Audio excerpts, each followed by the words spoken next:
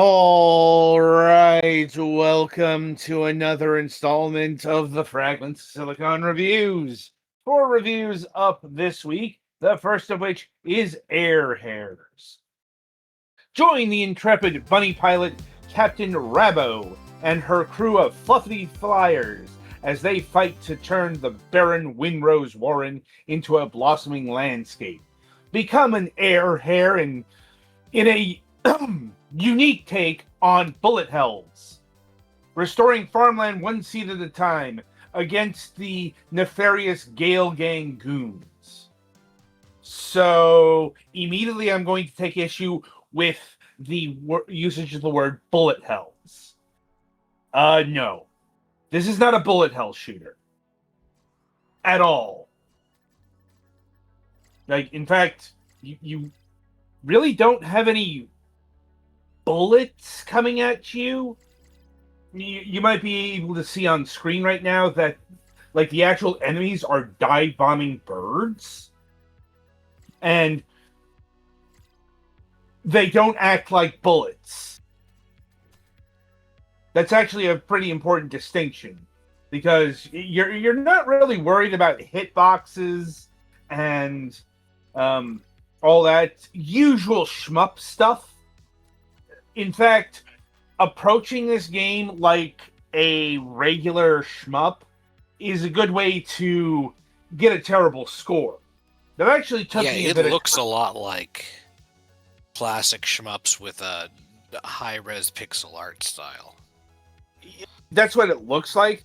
I mean, I'll tell you right now, Petty is not playing this game very correctly. Because the actual goal here is not to deal with the birds and, survive their onslaught. It's to restore the carrots and the farmland and get everything green. And you do this by, mentioned here in the bullet points, you literally shoot a seed into the ground, and then you will shoot water into the ground, or on the ground, as the case may be, and that will generate a carrot. And you generate enough carrots, that will change the field to green. And that's the key to score success here. I mean, not dying is also important. Yes, but the not dying part is not really borne out with the... You can use your seeds, you can use your water to swat the birds away, but it's not really the recommended path. No, it's your spin. That's the resource-free way of getting rid of your bird problem. Right. So, yeah, if anything else... How do you shoot at the ground instead of the birds? It does it for you. Yeah, that's kind of the big problem with this game. Because you have to be in a certain spot of alignment with the ground in order for the seed to register as a ground shot versus an air shot. For that. Yes. When the reticle appears, that means it's a ground shot. I'm like... So, it actually makes playing the game as intended very annoying, because the actual reticle area is very finicky. And if you judder out, you will miss. And also later on, this is actually taken into account because on the next world, you will be dealing with wind, which will really knock you out of alignment. I definitely figure this is the kind of game where you'd want more either a gun button and a bomb button, or make Give me a make button. It always attack at the ground. Have more use of the controls of a modern controller. where I can either aim my shot up or down. See, I've been contemplating that. What do you have? A and- seed button and a water button? Yes. Yeah, you have a C button and a water button. And I think what Petty is proposing here is like you take half your face buttons and make them aerial seed, ground seed, aerial water, ground water. And I suspect that might have been it looks like an arcade game, which right. makes sense to have less buttons, but yeah, it's not. Yeah. I suspect that having the air and ground split that finely might have been a difficulty issue.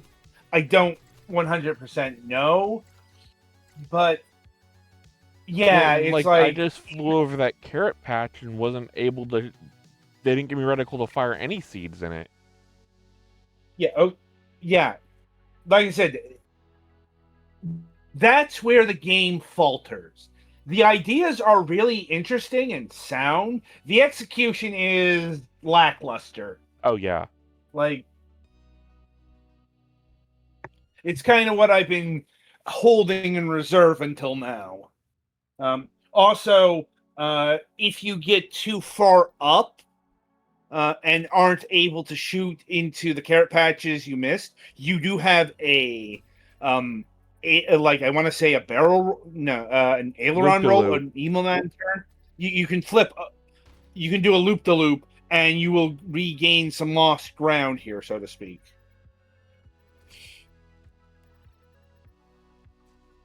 So that's a basic breakdown of most of the systems. Now, the other things to keep in mind are you have a limited amount of seeds and a limited amount of water. In order to get more seeds, I believe that's a reward for getting rid of, spinning the birds away, Crash Bandicoot style. And water comes from clouds, and if you get hit, the health comes from the feathers. So it's not overly complicated, which is appreciative. And each world is 4 rounds. They last anywhere between 2 to 5 minutes. The other big control is you can speed up or slow down using... You'd probably never guess this because it's not really intuitive, but the right analog stick it acts as an actual lever of speed. Like how it actually operates in an actual airplane. I suppose it's a nice touch, but once again, not really obvious in terms of speed ups and slowdowns. But whatever. And to a certain point, it doesn't really matter because it sounds useful when you're trying to plant a lot of horizontal rows. Well, you definitely want to slow down when you're planting, and you want to speed up when you're in between the fields. Otherwise, it's going to take quite a long time, and your point structure is based off of 2 parameters. One, how many carrots you plant and water successfully, and the other is how much time you spent. If you go over 3 minutes, you start losing points. There were some rounds where I spent 5 minutes on a stage, and I didn't care. Anyway, and at the end of a world is a boss stage, which is honestly kind of plays out like any other encounter in the game. Like at least the first one did. Just with a bluebird at the head, which didn't do too much differently. And there were a bunch of black dive bombers there. Honestly, the game just got so dull, I stopped playing. Yeah, somewhere to me this seems like something could have been a fun Flash game. Yeah. So outside of the big problem I already mentioned, the other thing is speed. even at full throttle, it's so slow. Mm-hmm. Like, I understand that was the point that they were going for, but, you know, it's just, there are times when nothing is happening. Literally nothing is going on. Like, especially, like, that's really the in between the fields sections. Like, okay, maybe occasionally the birds will show up, but otherwise you are just not doing anything. To the point where I was zoning out. Just kind of, my brain's kind of glazing over at the absolute nothing I'm doing in a video game. And this isn't a video game where I'm supposed to be reflecting contemplatively on the nature of life or something like that.